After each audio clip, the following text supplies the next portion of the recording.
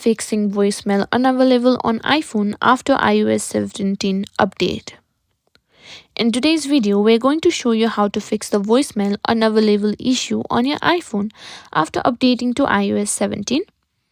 First things first, let's check if there's an update to your carrier settings. Carrier settings control network features like voicemail, so updating them can often resolve this issue. To check for carrier settings update, go to Settings, then on General, and tap on About. If an update is available, you'll see a pop-up asking you to update your carrier settings.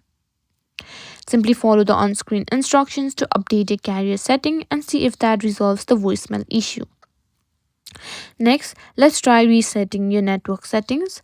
Go back to General and scroll down and tap on Transfer a Reset iPhone. Simply click on Reset. After that, your iPhone will restart and you'll need to reconnect to Wi-Fi networks. This often resolves issue with voicemail not working. Now, sometimes your voicemail may have been disabled by accident. Let's check if it's enabled. Go back to Settings, scroll down and tap on Phone.